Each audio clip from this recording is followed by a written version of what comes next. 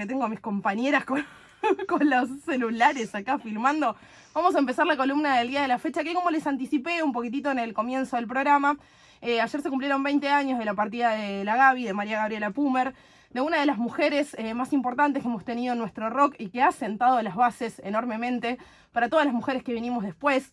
Ha sido una mina hermosa que se ha ido de nuestro plano muy joven, a los 39 años.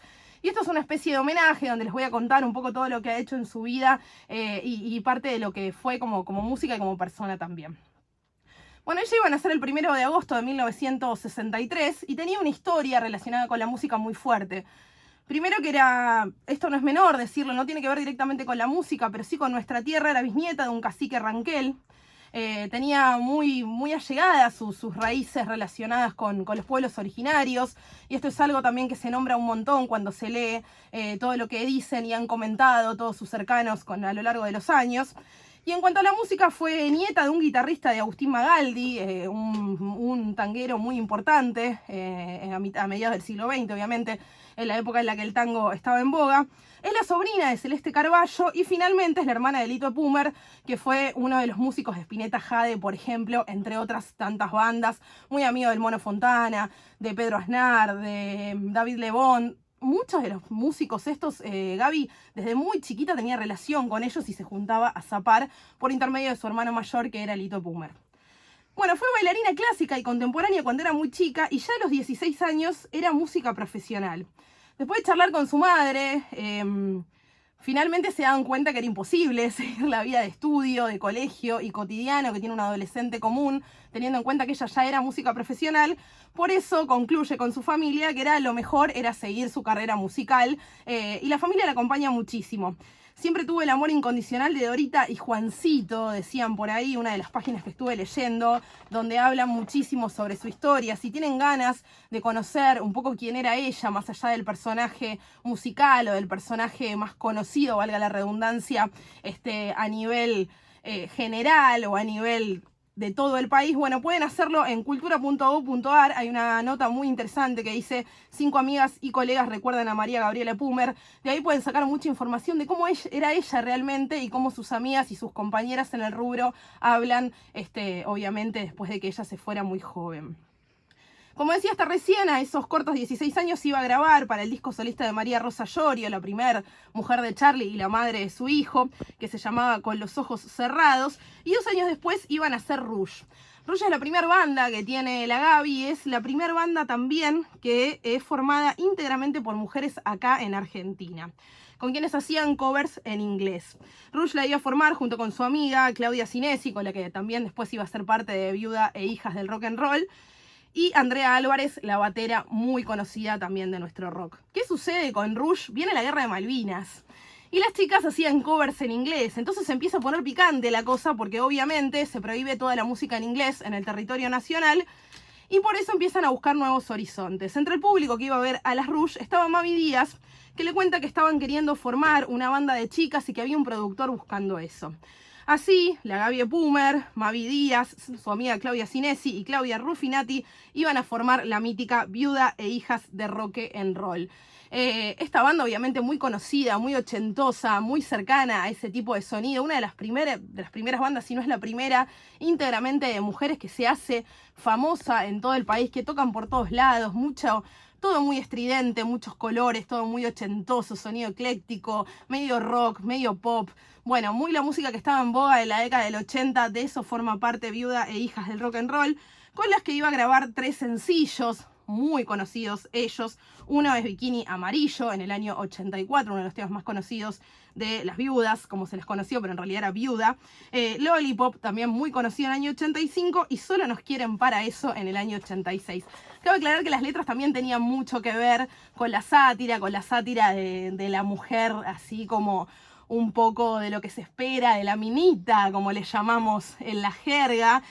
Hacían sátira a eso, por eso Solo nos quieren para eso, sátira de para lo que se la buscaba, entre comillas, a la mujer en un ambiente así como muy retrógrado socialmente. Bueno, las viudas jugaban un poco con eso y con ser 4 mujeres, vestirse de manera sugerente, en colores, y jugar con toda esta cuestión.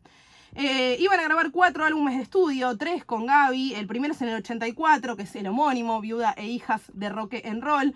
El segundo es en el 85, Ciudad Catrúnica.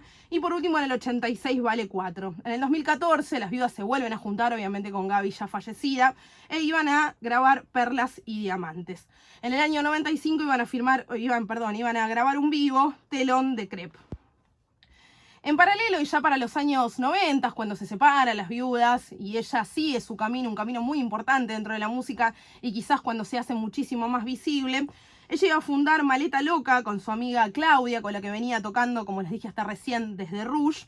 Sacan un disco y acompañan al dúo Celeste y Sandra, el famoso dúo de Celeste Carballo y Sandra Mianovich, que era muy conocido por la época. En el año 92 iba a acompañar como violera la presentación de Pelusonos Milk de Luis Alberto Spinetta.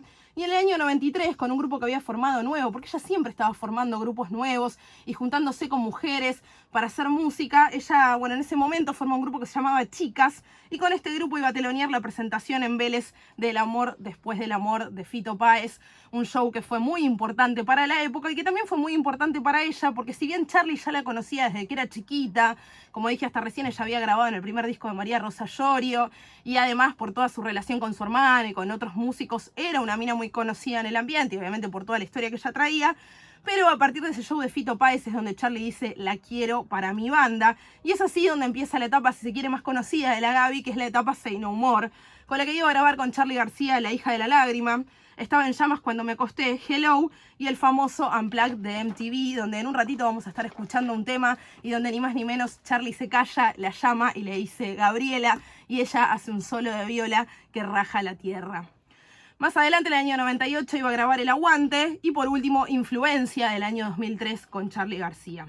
También iba a tocar en el disco de vuelta de Sui Generis, Sinfonía para Adolescentes, este disco que se graba a fines de la década del 90, principios del 2000, 2001, que es el disco que, como decía hasta recién, senta las bases de la única vuelta que tuvo Sui Generis. Y uno de sus últimos laburos fuera de Charly fue Perfume, un disco que graba con colaboraciones de Samalea, Robert Fripp, que es un ex King Crimson, Charly, Spinetta, Richard Coleman, su siempre amiga Claudia Sinesi, entre otros. Y también iba a grabar Rocket Pop, que este es un EP de 2 canciones para el año 2003. El desenlace ya es conocido por casi todos. Ella iba a empezar con problemas respiratorios que iban a derivar en una gripe muy importante. La internan y medio que de un día para el otro, sin que nadie sepa nada, termina falleciendo de un paro cardiorrespiratorio el 30 de junio de 2003.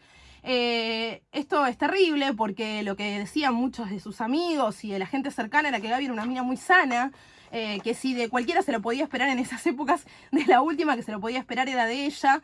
Y también porque el desenlace fue muy extraño. Ella empieza con problemas respiratorios, una gripe, la internan, finalmente hace un edema pulmonar y fallece. El edema pulmonar se le descubre después de la autopsia, en ese momento no. Tenía nada más que 39 años y fue una pérdida muy grande para la música y obviamente para también toda la historia del rock. Quería cerrar con una frase que leí de Mavi Díaz que dice: tímida en la intimidad, pero de un coraje titánico a la hora de lanzarse a un proyecto y defenderlo.